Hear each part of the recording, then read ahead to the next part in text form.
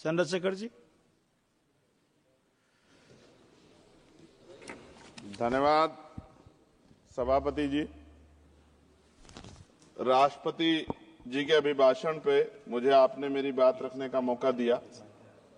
मैं जातिगत जनगणना से शुरुआत करूंगा, जिसकी देश को जरूरत है, क्योंकि जनगणना होगी तो आंकड़े आएंगे तो जो बजट दिया जा रहा है वो सही तरह से लोगों तक पहुंच पाएगा, उस बजट का लोगों को फायदा होगा। दूसरी बात, अयोध्या में 3 दिन तक पुलिस ने कार्रवाई नहीं की। इसका खामियाजा एक बेटी को अन्याय के रूप में उठाना पड़ा और मुख्यमंत्री जी यहां खड़े होकर राजनीतिक स्पीच में उस बेटी के अपमान का तमाशा बना रहे थे। ये बहुत दुखदाई है। साथ साथ कुंभ में जिनकी जान गई उनको मैं श्रद्धांजलि देता हूं और मुख्यमंत्री जी को आपके माध्यम से कहता हूं कि वो सूची दे दे तो मुआवजा सब लोगों तक पहुंच जाए। बहुत अच्छी बात है। एक आईना सर मुझे दिखाना है देश भर की सरकारों को। यही बागपत के एक बच्चे ने न्याय नहीं मिला सर, आत्महत्या कर ली पार्लियामेंट के सामने, जितेंद्र ने। परभनी में बाबा साहब अम्बेडकर की स्टैचू तोड़ी गई सर, वहां सोमनाथ सूर्यवंशी को पुलिस ने मार दिया सर। यहां पंजाब में सर, अमृतसर में बाबा साहब अम्बेडकर की प्रतिमा पे किस तरह का अपमान किया गया। गोरखपुर में 2 दलित बच्चों की हत्या हुई सर। सूरत में एक दलित बच्ची को फीस ना चुका कारण अपमानित किया गया, उसने सुसाइड कर लिया सर। झुंझुनू में राजस्थान में एक बच्चे की पिटाई की गई मटकी छूने पे सर दोबारा। कठुआ जम्मू में सर एक नाबालिग बच्ची का सामूहिक बलात्कार किया गया सर।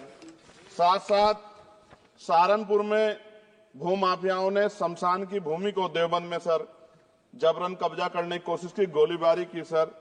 आजमगढ़ में सूरज की हत्या सर हो गई है और पुलिस बचाने काम करे अपराधियों को।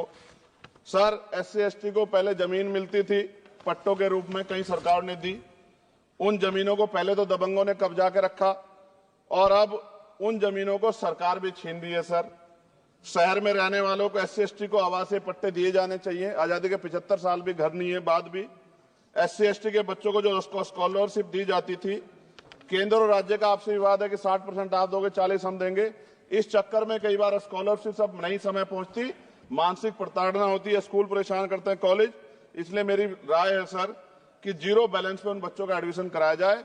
जब सरकार कुछ करना ही चाहती तो बच्चों को फायदा हो जाए।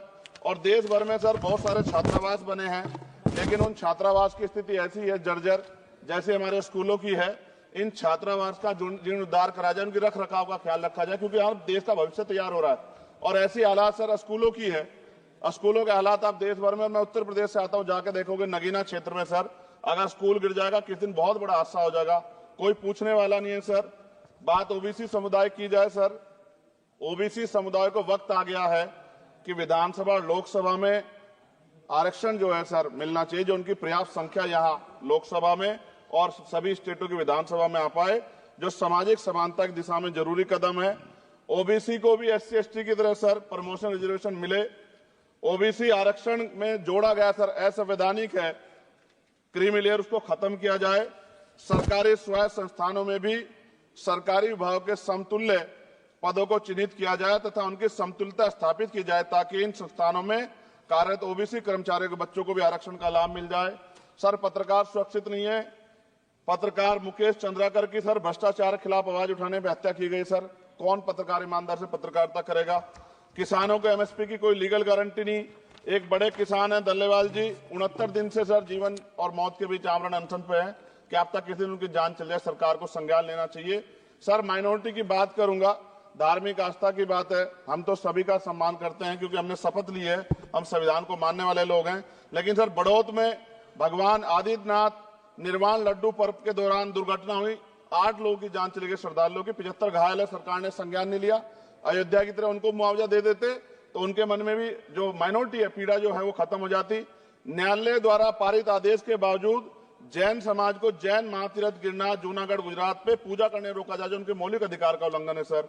बरेली में सार्वजनिक रूप से हजरत पैगंबर मोहम्मद साहब के खिलाफ सार्वजनिक अपमानित गाने चलाए गए।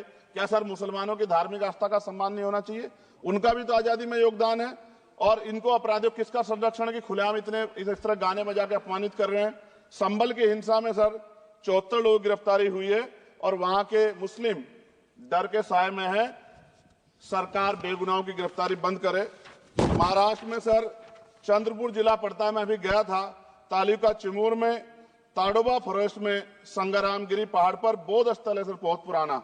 वहां बौद्ध भिक्षु को सरकार बिजली नहीं देती, रास्ता नहीं देती और इतनी बुरी हालात में उनकी धार्मिक आस्था क्या है सर, तथागत बुद्ध की ज्ञान स्थली होने के कारण बोध गया में बौद्ध धर्म के अनुयायियों के लिए जो बहुत महत्वपूर्ण स्थल है सर, इस स्थल पर अवैध कब्जा हटवाकर बौद्ध धर्म के अनुयायियों को सौंपा जाए। उनमें बड़ी चिंता, देश विदेश से लोग आते हैं, तो यहाँ हमारे देश की छवि भी खराब हो रही है।